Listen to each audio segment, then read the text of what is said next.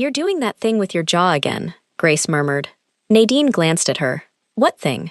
The one where you decide not to let people bother you before they've even tried. A small smile tugged at Nadine's lips. Maybe I'm just being efficient. Maybe you're your mother's daughter. Grace drifted toward an old acquaintance while Nadine accepted a glass of sparkling water and looked around for the preservation board representative she was supposed to meet. The laughter reached her first. Not joyful. Pointed. 3 elegantly dressed women stood a few feet away, their eyes lingering on her far longer than courtesy required. The one in the pale rose gown spoke to her friends in Korean, glancing at Nadine between sentences. Nadine understood enough to know she was the topic. She ignored them. Then the woman deliberately switched to English. Some events really do let anyone in these days, she said with a smile. I suppose diversity is fashionable. One woman laughed. Another shifted uncomfortably. Nadine turned. I'm sorry. Were you speaking to me? I was speaking to my friends, the woman replied smoothly. But if you heard it, perhaps it applied. Yeon, one of her friends whispered. Leave it. She's fine. Yeon looked Nadine up and down. Tell me, are you here with one of the firms, or are you catering? I'm Nadine Kalu, she answered calmly, lead architect at Kalu & Associates. I'm here to present a restoration proposal. How impressive, Yeon said, making the compliment sound like mockery. My brother's foundation is funding several projects tonight. I'll remember the competition is colorful. The women laughed. Nadine decided she wasn't worth the argument. She turned to leave. Then Yeon said, just loud enough for everyone nearby to hear. The mother is the same. Look at what she's wearing. It's like they've never been to a proper event. Nadine froze. What did you just say? Yeon smiled. You heard me. Across the room, Grace had heard every word. She quietly set down her glass, walked over, stopped in front of Yeon, and slapped her. The sharp crack silenced the ballroom. Yeon clutched her burning cheek in disbelief. Nadine stepped beside her mother, looked Yeon in the eye, and smiled. Not laughing anymore, huh? Before anyone could move, the grand doors swung open. A tall man strode in with 4 security guards behind him. Yeon's eyes filled with relief. Appa, she cried, pointing at Grace. She hit me. The man looked toward Grace. Then, he froze. Before we find out why one of Korea's most feared mafia bosses just froze at the sight of an ordinary woman, take a second to like this video and subscribe if you love emotional Korean mafia romance stories. Now, let's continue. The man's voice, when it came, was barely above a whisper. It can't be. He was staring at Grace. Only at Grace. Auntie Grace? Grace's breath caught. She turned fully. Stared. The man took 1 step forward. The terrifying composure cracked completely. Auntie Grace, he said again. And this time there was something young in it. Something startled and unguarded. It's me. Sion. The silence in the room shifted into something different. Stranger. Grace's hand had gone to her mouth. Sion, Grace whispered. Haejin's boy? Yes, he exhaled. Yes. Nadine stood between her mother and the Korean mafia boss while they stared at each other across 25 years, and she understood absolutely nothing about what was happening. The truth came out the very next day. Haejin Kang and Grace Kalu had been best friends at university. The kind of bond built in tiny dorm rooms over shared textbooks and borrowed coats, and the specific intimacy of being far from home in a country that did not always see you clearly. Grace had been the one steady presence in Haejin's life during her first year abroad. When Haejin married into the Kang family, wealth, power, and a darkness that only revealed itself slowly, Grace had been there. When Kang Sion was born, and Haejin was overwhelmed and frightened by her new world, Grace had come. She had held that baby. She had sung to him. She had been, in every meaningful sense, an auntie for the first 3 years of his life. And then Haejin had made the hardest choice of her young marriage. She had quietly, deliberately cut Grace out of her life. Not from cruelty, from terror. Because Grace was good and clean, and the Kang world was violent, and she could not bear to watch what it might do to her closest friend if it ever touched her. Sion had been 3 years old. He remembered a warmth he could never place. A voice that sang something soft in English. The smell of shea butter. He had not known who it belonged to until this moment. They sat down, both families, the next afternoon, in a private room at a restaurant that Sion's people had emptied and secured within an hour. Nadine sat across from him for the first time at a proper distance in proper lighting, and she noted, professionally, that he was very difficult to look at for too long. Not because he was frightening, though he might be. Because his face was doing something it clearly was not accustomed to doing, which was revealing itself. The situation with Yeon, Sion said. His voice had settled back into its usual register, measured, deep, giving nothing. She will apologize formally. To both of you. What your sister said was unkind, Grace said simply. But I suspect she's learning that actions have weight. I don't need an apology. I need to understand that it won't happen again. Sion looked at his sister across the table. Yeon was quiet, her composure rebuilt but fragile. She said flatly, "It won't happen again." She said it to Grace, not to Nadine, which Nadine filed away. Present at the table, seated to Grace's left and apparently content to be everyone's favorite person in the room, was Kang Moo-jin, Sion's uncle, his late father's younger brother, the kind of man who made a room lighter by entering it. He was in his 50s, sharp in every way that mattered, and he had spent the first 10 minutes of the lunch finding out exactly how Grace took her tea and then quietly ensuring it arrived that way. "You haven't changed," he told Grace warmly. "I met you once, at the hospital, after Sion was born. You probably don't remember. The man who told 3 terrible jokes while Hae-jin was in labor," Grace said, not missing a beat.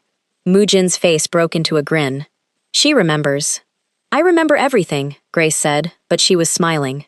Nadine watched them. Something noted, filed. Ignored, because Sion had just slid a folder across the table and she needed to focus. "The Heritage Center project," he said. "My foundation is providing the funding. The board selected your proposal before the gala." He paused. "I want you to lead it." Nadine looked at the folder, then at him. "Is this because of our mothers?" "It's because your proposal was the strongest submission." He held her gaze steadily. "If it helps, ask the board. They voted before last night." She opened the folder. She reviewed the budget, the timeline, the scope. It was the kind of commission that architects waited years for. A full heritage restoration, significant, meaningful work. She looked up. "I'll need complete access to the original site documentation and your foundation's archived plans. You'll have it. And I work independently. I'll consult. I won't be managed." Something shifted in his expression. Not quite a smile, but a version of one. "Understood." She took the folder. She did not say thank you. She was fairly certain he preferred it that way. The early weeks of the project put them in the same spaces constantly. The site office, the archive room in the foundation building, the Heritage Center itself, where she would walk the bones of the old structure and he would appear, sometimes with staff, sometimes alone, watching her work with an attention that was not intrusive, but was not absent either. She got used to explaining things to him without being asked. The load-bearing implications of the East Wall, the conflict between modern code compliance and historical accuracy. He listened in a way that was rare, not waiting for his turn to speak, genuinely processing. "You argue with the building," he said once, watching her run her hand along a cracked ceiling beam. "I argue with everyone," she said without turning. "The building at least can't talk back." "Is that why you became an architect? Guaranteed last word?" She turned then, surprised. He was looking at her with that almost smile. She looked away first. Moo-jin delighted in all of it. He appeared at the project site regularly under the cover of oversight duties, though Nadine gradually understood that his actual purpose was intelligence gathering on behalf of himself. He would bring Sion coffee and then spend 20 minutes talking to Nadine about the building's history, with a genuine enthusiasm that made her like him immediately. Then he would wander back to Sion, say something quietly, and Sion's jaw would tighten in the way that Nadine was learning meant he was suppressing something. "He told you something embarrassing," she said once. Sion looked at her. "Why would you assume that?" "Your jaw does a thing." A pause. "He told me I was staring." "Were you?" A longer pause. "Yes." She went back to her blueprints. She did not point out that she had noticed. She was not ready to hand him that yet. Yeon watched all of it from a distance, and what she saw worried her deeply. She was not, as people sometimes assumed, a shallow woman. She loved her brother with a fierce, genuine protectiveness that had shaped most of her adult decisions. And what she understood, with a clarity that Nadine and even Sion did not yet have access to, was that the Kang family's safety depended on a carefully negotiated alliance with the Park clan, an alliance that required Sion to eventually marry Park Soo-yeon, the eldest daughter of their primary rival turned uneasy partner. The arrangement had been in negotiation for 2 years. It was not romantic. It was architecture of a different kind. And Nadine Kalu, with her calm authority and her refusal to be impressed by anything, and the way Sion looked at her when she wasn't looking at him, was dismantling it brick by brick without even trying. Yeon told herself she was protecting the family. She may even have believed it. She began small, watching the project schedules, learning the access rhythms. When Sion, in a gesture of absolute trust that Yeon recognized as significant, granted Nadine secure digital access to his private project files and the Foundation's encrypted planning documents, Yeon understood that something had shifted into a new and dangerous phase. Her brother trusted almost no one outside his inner circle with that level of access. The fact that he had extended it to Nadine without apparent hesitation told Yeon more than any conversation she had overheard. She spent 3 weeks building her plan carefully. She cloned Nadine's access credentials during a moment of opportunity, a device left briefly unattended during a site meeting, a window of seconds that was all she needed. She sat on it, waited, watched her brother fall further without seeming to notice he was falling. The evening everything cracked open between them happened at the Heritage Center itself, late, after the crew had left. Nadine had stayed to resolve a structural concern about the West Courtyard drainage, and Sion had stayed because she was no longer pretending she didn't know why he stayed. They sat on the floor of the old reception hall with the original blueprints spread between them, and he told her something he hadn't told many people. That his father had brought him to this building when he was 7 years old. That his father had said something about the value of preserving things that generations had built together. That it was one of the last memories he had of his father being soft. Nadine listened without rushing him. "That's why you funded the restoration," she said. "Partly." He looked at the blueprints. "Partly because my mother asked. Partly because you were the best proposal." He paused. "Partly because I couldn't think of a reason not to spend more time here." She looked at him. He looked back. Sion. His name for the first time. Not as a professional address. "I know," he said. "I'm not asking you to decide anything right now. I just want you to know I'm aware of what this is becoming. And I don't want to pretend otherwise." The silence that followed was the kind that meant something. She was almost ready to let herself say it. Whatever version of yes she was building toward. When her phone lit up. Then his lit up. Then the calls started. 3 of his men had been ambushed. 2 were in the hospital. Classified operational data had been intercepted by a rival gang. Timing information, routes, codes. Information that should not have left the Foundation's encrypted servers. Information that had been accessed from within the project files. By morning, the trail had been traced. The access logs showed Nadine's credentials used at 11:43 in the evening from a location that was not the Heritage Center. A data packet transferred out. The city's cultural board was notified of a potential security breach connected to the restoration contract. By noon, her contract was suspended pending investigation. By 3 in the afternoon, 2 news outlets had published pieces connecting her name to the leaked operational data, with enough implication to make her phone stop receiving calls from clients. By 5 o'clock, the Architectural Licensing Board had opened a preliminary review. She sat in her apartment and read all of it. Grace sat next to her and said nothing, which was how Nadine knew it was bad. Sion came to her building at 7 that evening. She let him in because Grace insisted, and because some part of her needed to hear it from him directly. He stood in her doorway and she saw the damage on him. The haggard quality around his eyes, the particular tension of a man who had been given evidence he did not want to accept, and had accepted it anyway, because he could not afford to be wrong. He said, "The logs show your credentials. The timing. The packet, I was here," she said. "I was home. The logs. I was here, Sion." Her voice was steady. She would not give it a tremor. "I don't know what the logs show, but I was in this apartment."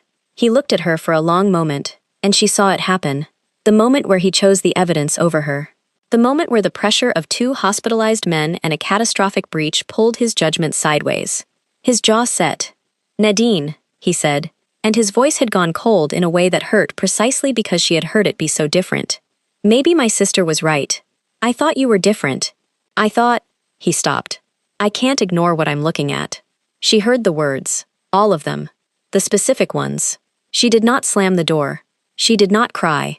She stood very still until he finished, and then she said, quietly and completely clearly, "You should go." He went. She sat back down next to Grace. Grace put one hand over hers and said nothing at all for a very long time. Then she said, "We're going to fix this." "Mama." I said we're going to fix this. Grace's voice carried something ancient and immovable in it. Go to bed.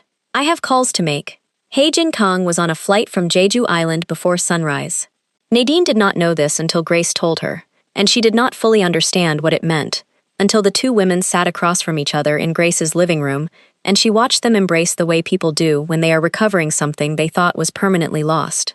Your daughter, Jin said to Grace, in English, because Grace's Korean was limited, and her own English was careful and precise. My son. She shook her head once. This family does not do anything simply. No, Grace agreed. It doesn't. Tell me everything. From the beginning. They laid it out. All of it. Moojin arrived within the hour, and he brought what he had been quietly assembling for 3 weeks. A ledger of inconsistencies in the project finance reports, a record of access patterns he had noticed in the foundation system that didn't align with normal project use, and the beginning of something he hadn't been able to confirm until now. He spread it on the table next to the official access logs and the timeline Jin pulled from her own knowledge of her daughter's habits and behavior. Here, Moojin said, pointing to a timestamp. This access, 11:43. He looked at Grace. You said she was home. She was home. We had dinner together. I was here until past midnight. Grace pointed to her phone. I can show you the messages, the delivery receipt at 10:50. Her GPS was here. Jin was looking at the access pattern data. Her expression was the specific stillness of a woman who has spent a lifetime studying one person's tactics from the inside. This pattern, she said, the way it moved through the files, accessing broadly first, then specifically. She closed her eyes briefly. Yeon does this. When she is angry, she gathers first and then strikes. She needs to feel she has everything. I know, Moojin said quietly. You knew. I suspected. I needed the rest of you to see it clearly. Jin stood. She was small and she was perfectly composed, and she was one of the most frightening people Nadine had ever been in a room with, and Nadine understood in that moment where Sion had gotten it. Get my daughter on the phone, she said. Get my son. Get them both here. The confrontation happened in the Kang family's private meeting room, the kind of space that had been used for significantly higher stakes negotiations than this one, though perhaps not ones with more personal weight. Yeon arrived first, confident, and then saw her mother standing at the head of the table. Her confidence did not disappear, but it changed register completely. Sion arrived and took in the room, his mother, Grace, Moojin, and Nadine, who had been asked to come and had almost refused before Grace told her firmly that she had every right to be present for her own exoneration. Moojin laid the evidence on the table piece by piece. The access logs with the spoofed credentials, the physical impossibility of the location data, the financial pattern inconsistencies Yeon had introduced into the project records, the cloning window, 3 weeks prior, a site meeting, a device left unattended for 4 minutes. Yeon said nothing through most of it. She was watching her mother. Jin let her watch, and then she said, in Korean, quiet and devastatingly clear, look at me. Yeon looked. Tell me it wasn't you. The silence stretched. Then Yeon's composure broke. Not dramatically. It didn't shatter. It softened, which was somehow worse, the way a fortress doesn't fall, but simply reveals that it was hollow at the center. I was protecting the family, she said. Her voice was thick. The Park Alliance, if he throws it away for her, everything we've negotiated falls apart.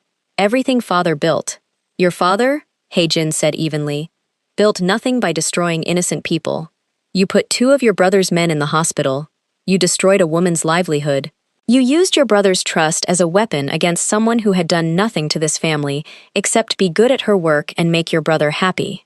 She paused. And you humiliated her in public before any of this, because you saw her and decided she didn't belong. Another pause. Is that what I taught you to be? Yeon was crying now. That is not protection, Jin said.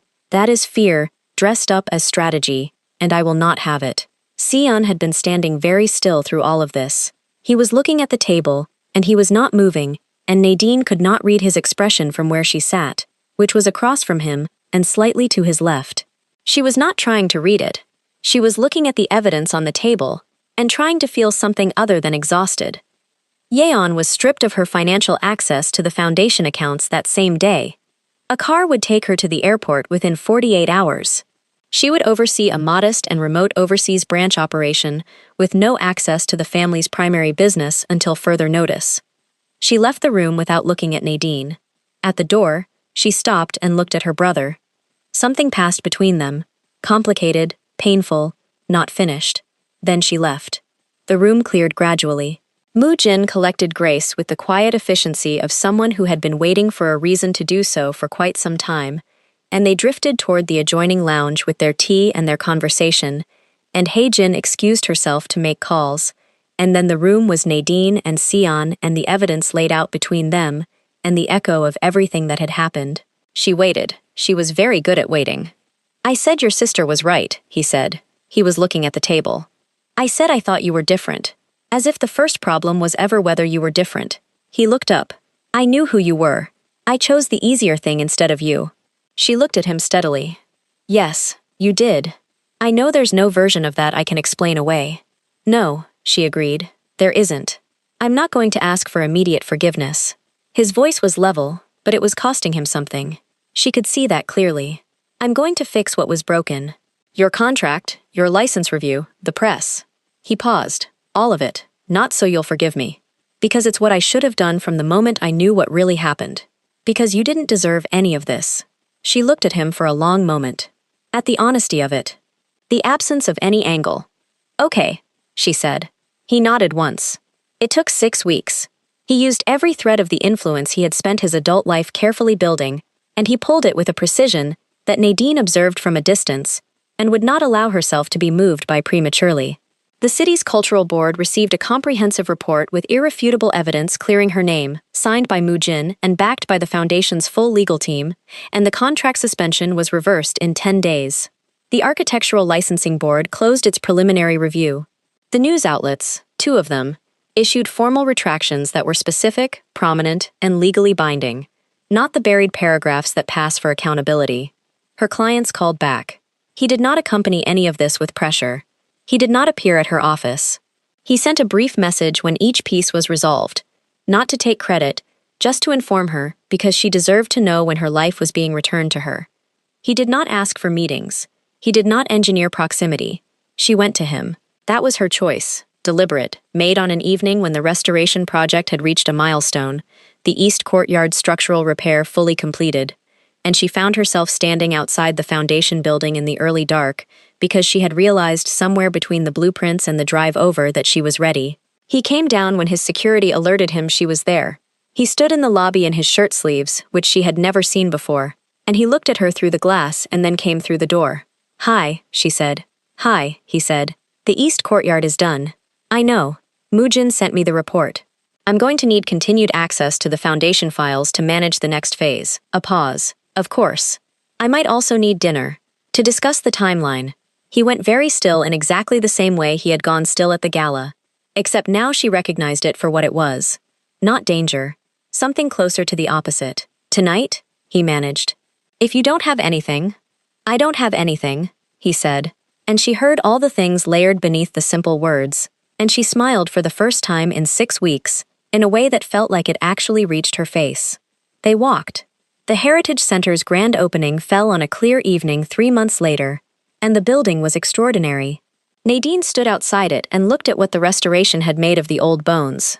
The original facade restored with period materials, the courtyard open and lit with warm light, the community rooms inside filled with people who had grown up near this building, and were now walking its renovated halls with that specific reverence people bring to places that have always belonged to them. Sion found her outside, away from the noise, and stood beside her looking at what they'd built together. "It's exactly what it should be," he said. "It is," she agreed. His hand found hers. She let it. His thumb moved once across her knuckles, and she turned to look at him and found him already looking at her, and the expression on his face was the one she had been watching him try to control for months, open and certain and entirely given over to her. "You know I love you," he said. "I know," she said. "I love you too." He exhaled like he had been holding it for a very long time. He brought her hand up and pressed his mouth to her knuckles, slow, and when he looked up at her again over her hand, his eyes were warm, in a way that made the whole complicated, damaging, extraordinary journey that had led to this exact moment feel not accidental, but inevitable. She laughed a little, quietly. Don't make it too simple. I'm not used to this. Neither am I. He kept her hand. We'll figure it out. Inside, the celebration was at full warmth. She spotted Heijin across the courtyard, looking at the building with unmistakable pride. She spotted her mother near a pillar at the edge of the main hall, and she was about to wave when she noticed. Grace was standing close to Mujin. Not accidentally close. Specifically close. His hand was at the small of her back. Her head was tilted toward him. She was laughing at something he had said, genuinely. The way she laughed only when she was completely comfortable, and he was watching her the way men watch women when they have decided something important. Nadine stopped walking. "Mama," she said, loud enough. Scandalized enough. Grace turned. She looked at her daughter. She looked at Sion, standing beside her daughter, holding her daughter's hand. She looked back at Nadine. Then she turned to Mujin, slid her arm through his, and said, with the absolute certainty of a woman who has made her decision and found it good, "I spent 30 years raising her. It is my turn to be somebody's girlfriend." Mujin grinned and offered Grace his other arm like an escort at a formal event, and Grace accepted it, and they walked away together through the warm light of the courtyard, talking, laughing, already entirely in their own world. Nadine stood with her mouth slightly open. Sion was watching them go with what might have been the most genuine amusement she had ever seen on his face. He shook his head once. Then he looked at her, and his hand squeezed hers, and the laughter came out of both of them at the same moment. Real laughter, unheld, the kind that doesn't care who hears it. She leaned into his shoulder. He let her. His arm came around her. They stood together in the light of the building they had rebuilt from its bones, watching two people they loved walk away towards something new. And the evening was warm, and the music from inside was soft.